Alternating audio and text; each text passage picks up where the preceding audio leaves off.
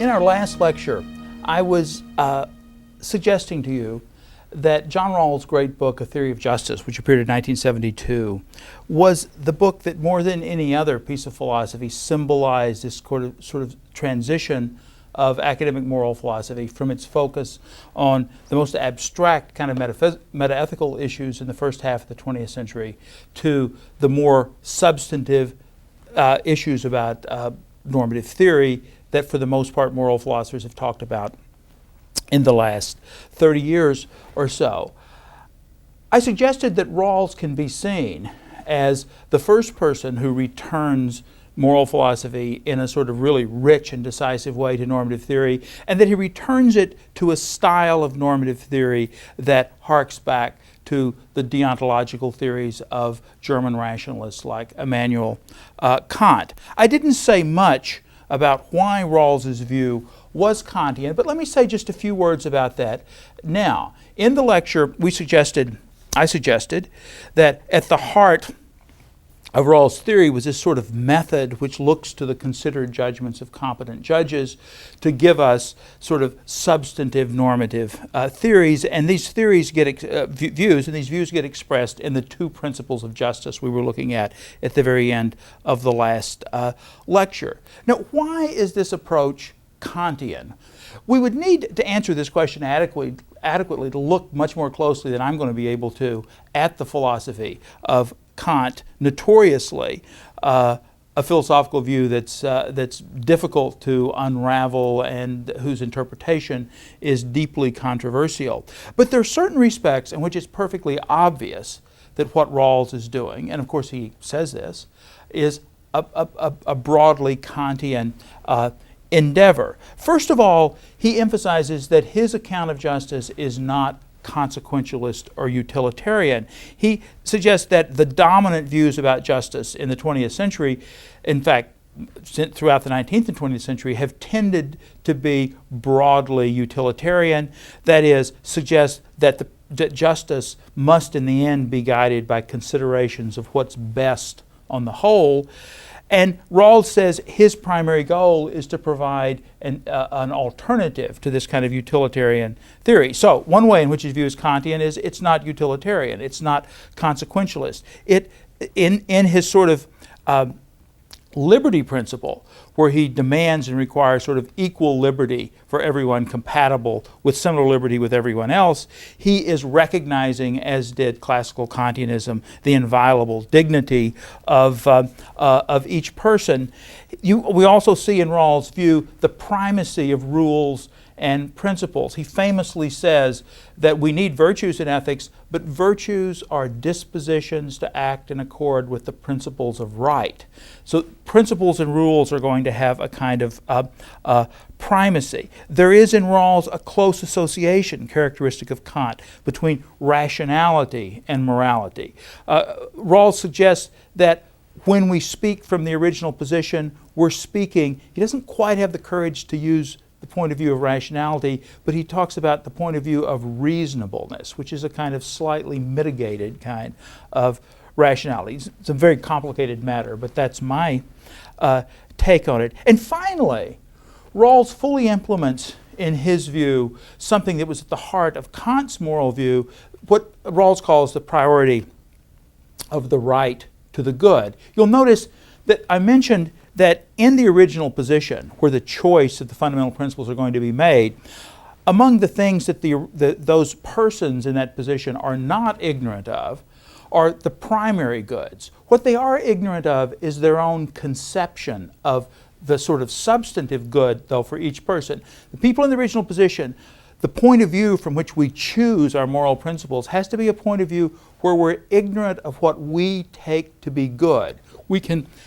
Rawls is committed to the priority of the right to the good in this sense. We can determine what right conduct is, what the correct rules for shaping and framing our lives might be, without coming to any agreement whatsoever on what kind of human life is, in a substantive sense, good. We can settle the deepest questions about how we should live with one another without settling any of the questions about what kinds of lives are the most worthwhile for human beings to live. In a famous example, Rawls talks about a person he calls the blade counter, someone whose whole life is built around moving from little patches of grass to other patches of grass, counting the blades of grass in this little patch. Their whole life is focused on finding 6-inch square patches of turf and finding out how many pieces of blades of grass are in that piece of turf. And Rawls says, can we say of such a life from the point of view where we have to select our moral and political principles that it's not worthwhile or it's less worthwhile than another?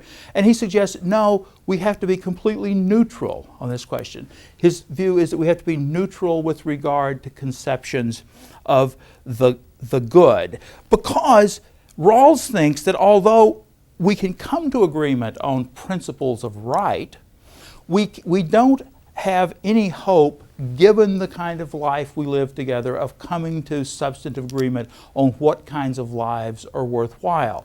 Now, this notion of the priority of the right to the good and the neutrality with regard to the good is a central thought in Kant's moral philosophy, and it's one that's picked up in Rawls' political and moral theory, and it's an idea that I'm sure all of you will recognize is at the very heart of contemporary liberal political theory. Now, I don't mean liberal in the sense of the Democratic Party as opposed to the Republican Party. In some respects, in the sense of liberal, which I'm using it, Republicans, some Republicans may be as liberal as Democrats. I mean the kind of political theory that emphasizes the sort of autonomy and equality of each person and the kind of formality of principles of justice. Rawls is Kant's great disciple in the 20th century, and Kant speaks through Rawls, I would say, to the moral and political problems of our day. Just briefly, Rawls produced a number of brilliant students, including Tom Nagel, his first and most important student, who carries on Rawls's sort of campaign to revive Kantian ethical theory. Rawls, among Nagel's many books, the book's called The Possibility of Altruism, a very early book, which is one of the most remarkable and brilliant books in contemporary ethical theory, and a more recent book, The View from Nowhere. Christine Korsgaard, who's taken Rawls' position at Harvard, is now chairman of the philosophy department at Harvard. Another student of his has written, again, a remarkable book called The Sources of Normativity, which develops some of these neo-Kantian themes. Tim Scanlon, yet another student of Rawls, has a more recent book, What We Owe to Each Other. Rawls' book, then, is not just a single sort of pebble thrown into the pond of contemporary ethical theory. He very self-consciously begins a movement in moral philosophy which continues to be led by many of his students. And I only regret that we don't have time to explore in more detail the issues that emerge from this sustained attempt over the last 40 years to develop and refine the kind of neo-Kantian moral view that Rawls develops. It's not surprising, though, philosophy being what it is, that Rawls' turn to classical normative theory and his attempt to revive Kant, should not be surprising to us that it brings with it a kind of reaction. Kant, as we've seen, was not the only classical normative theorist. He was joined in this regard by classical Aristotelians and 19th century utilitarians, not to mention lots of other motley group of moral philosophers who have sort of hybrid views of various sorts. The most immediate response to Rawls came from, again, a brilliant set of moral philosophers who reacted to his revival of Kant by attempting to revive classical utilitarianism. Let me say, to get into this topic of the new consequentialism, let's remind ourselves a little bit about classical utilitarianism. There were three great figures in the 19th century, some of their names we've mentioned earlier, who developed this radical and new account of ethics, which we associate with classical utilitarianism. Jeremy Bentham, who in many ways is responsible for it all, an 18th century figure who lives well into the 19th century, one of the most eccentric philosophers who ever lived. If you visit London and University College there, you will find Jeremy Bentham's embalmed body sitting in a wheelchair right inside the front door. He was one of the founders of University College London, and this was one of the requests in his will, that he be kept there embalmed forever. He is rolled out for the meetings of the Board of Trustees of a University College once a year.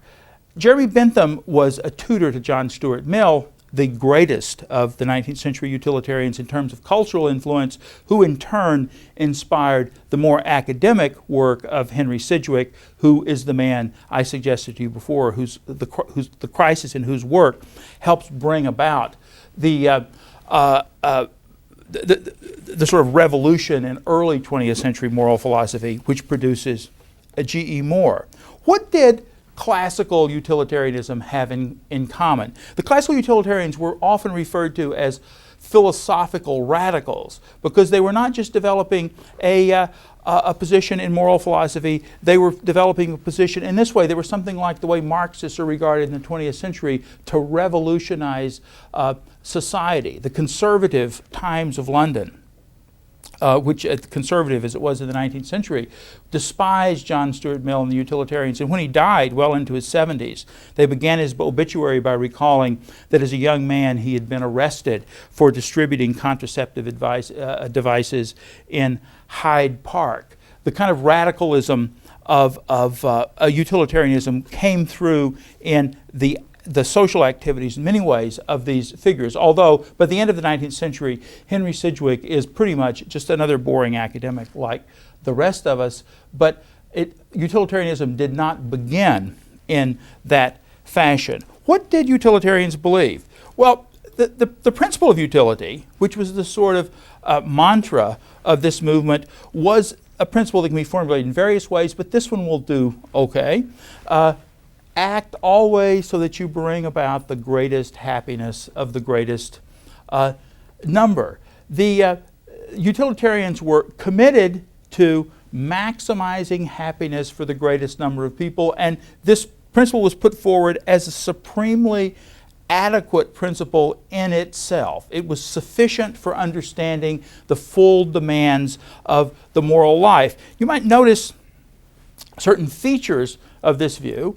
It's first of all consequentialist in the narrow sense. The only thing that counts in evaluating someone's actions are the consequences, what we bring about. It's also a maximizing principle. The suggestion is that we have to bring about the greatest happiness, the greatest number. We have to produce as much as possible of something.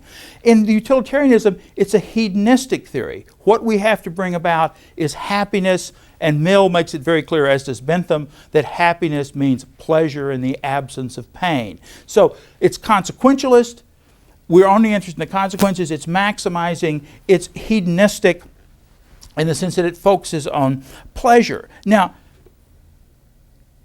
we can imagine, obviously, a consequentialist theory that wasn't hedonistic, although it's difficult to imagine one that's not maximizing. G.E. Moore, in fact, insofar as he had a normative theory, the one I talked about at the end of the second lecture, was certainly a consequentialist. He thought we should act in such a way as to bring about as much good stuff as possible, but he certainly did not think that what's good is limited to what gives us pleasure. Recall, for Moore, what's good is going to the art museums on Sunday afternoon with your friends. Now, one way of looking at what this view commits us to is to look at a little picture here.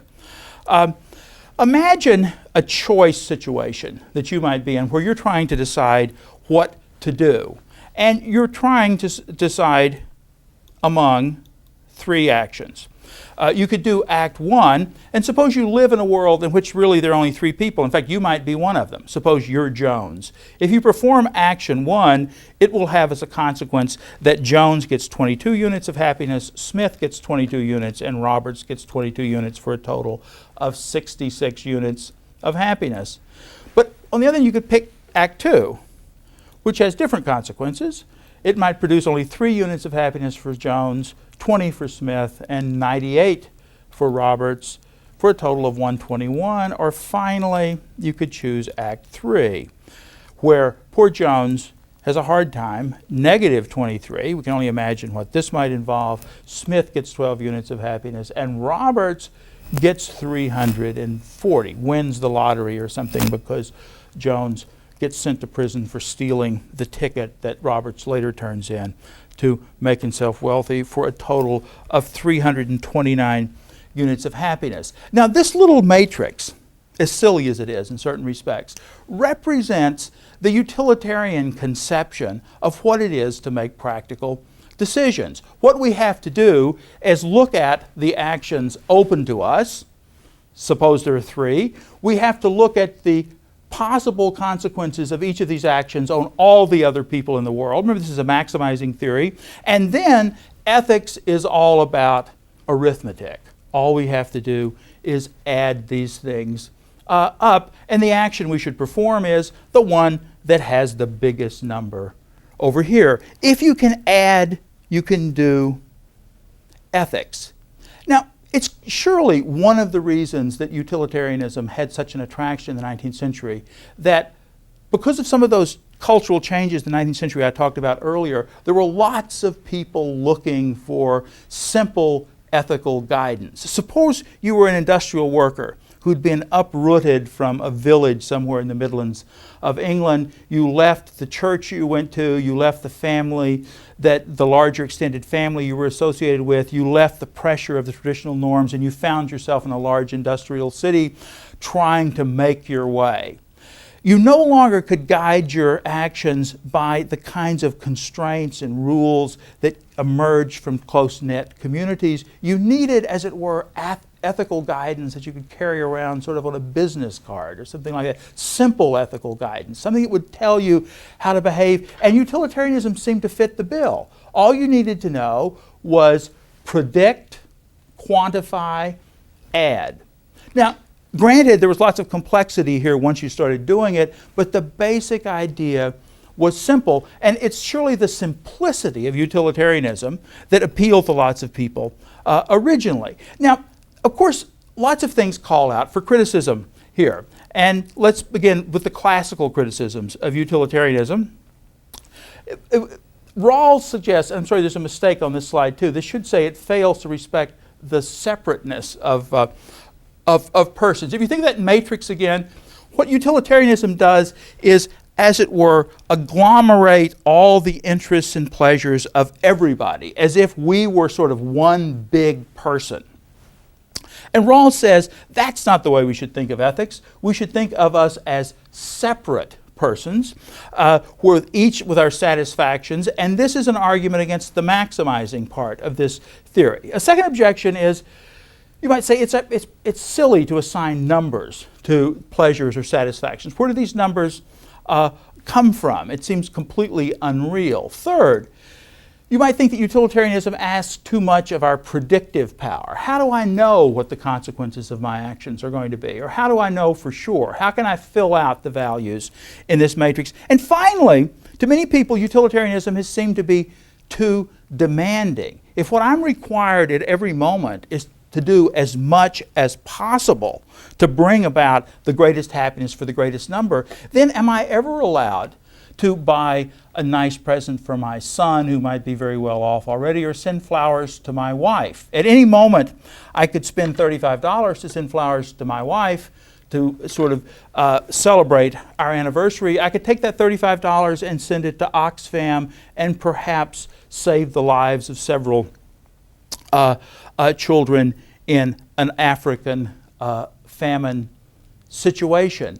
Utilitarianism seems to demand that we give up, for example, what contemporary philosophers have called special relationships, these obligations we might think we have to our families, to our friends, to our loved ones, to our neighbors, always in order to think about what's best on the whole.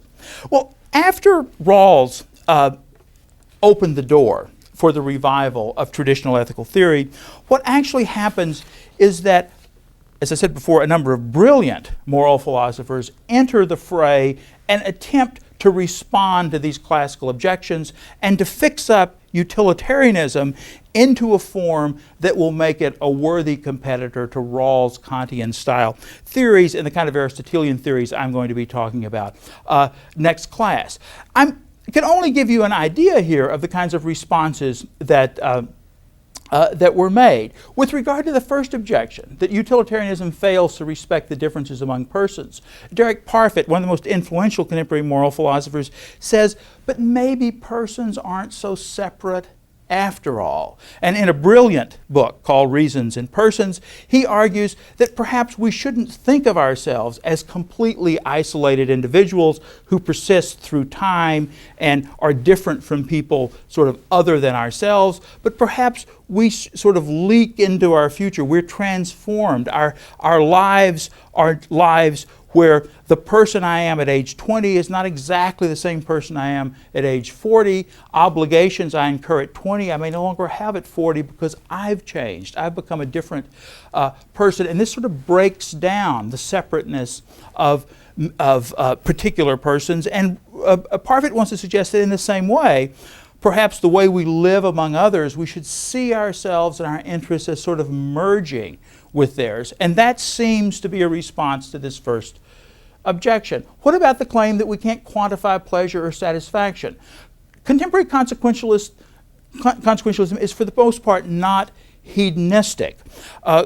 It gets allied with some very sophisticated and technical contemporary economics, in which what we try to maximize increasingly comes to be called not pleasure, but preference satisfaction, whatever our preferences may be. I mean, you may prefer to build up your body in certain sorts of ways, in ways that don't give you pleasure at all, except the pain of running 12 miles every day. But what we maximize are the preferences across persons, and economists, especially in the branch of economics called welfare economics, have developed all sorts of sophisticated ways of measuring preference satisfactions across huge populations. There are technical problems with this, but we aren't sort of hopelessly left staring at numbers thinking that someone gets 22 units of what Bentham used to call hedons, units of pleasure, but we have ways of measuring preference satisfaction. What about the claim that it asks too much of our predictive powers? Contemporary probability theory gives us ways of predicting the future with certain kinds of probabilities. Of course, utilitarianism does not ask us to predict the future with certainty. It asks us simply to make reasonable predictions about what the consequences of our action are going to be. And those who defend consequentialism suggest that we have to do this on any kind of theory. If you're a Kantian or an Aristotelian, you're going to have some sense of what the consequences of your action are, or you won't even know what your action is, as it were. So everybody has to have some sense of the consequences of their action, and when we couple a kind of consequentialist conception of ethics with sophisticated probability theory, we may not know for sure that if I pull this trigger and that bullet goes toward you, it will kill you. But we certainly know with a high degree of probability that it will. And we certainly know that if we send, in some cases, $50 to Oxfam, 6 children may be saved from dying from infant diarrhea. So when people say it has too much of our predictive power, consequentialists have a response. Finally, what about the claim that it's too demanding? If we try to be consequentialist and we always have to focus on acting for the best, do I have to neglect my wife and my children and my friends? Do I have to take all of my surplus income and send it off to help other people satisfy their preferences? Can I prefer my family or my country people or my neighbors? The tough guy consequentialists have wanted to say, you know, we really do need to radically change our lives. Moral philosophers like Peter Singer have suggested that utilitarianism may require of each of us that we give away virtually everything that we have and down to a marginal level of existence, as long as our giving, our resources can bring other people up to a level of living that will maximize preference satisfaction much greater than our current way of living. So contemporary consequentialists have harked back in a way to that kind of radical utilitarianism we associate with the young Jeremy Bentham that sees utilitarianism, or in this case, its consequentialist contemporary variation, as an instrument of radical social change. When we look at that matrix before of decision and we notice that the utilitarian might prefer that some people suffer in order that everybody be better off, the utilitarians might want to bite that bullet and say, that's the price we sometimes have to pay. Rawls was opposing this view by trying to hold on to a more classical Kantian approach to these questions of right and wrong, especially in the area of justice, by suggesting that we can't ever sacrifice the interests of one person for those of another. Consequentialists call us, in a certain respect, to a more radical view. Perhaps we do have to sacrifice some people for the good of others, and we have to keep our eye on the sort of ultimate question of what produces the greatest preference satisfaction for the greatest number of people. This is a challenging view.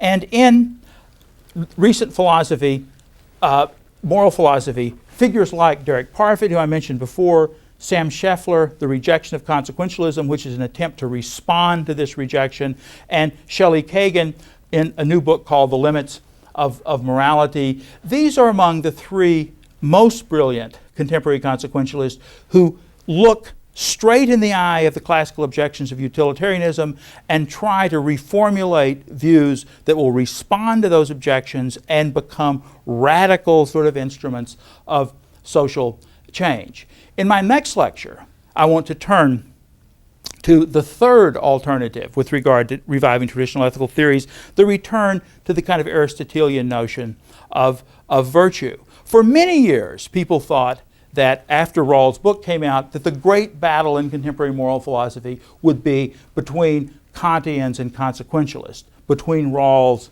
and Parfit, or between Tom Nagel and Sam Scheffler.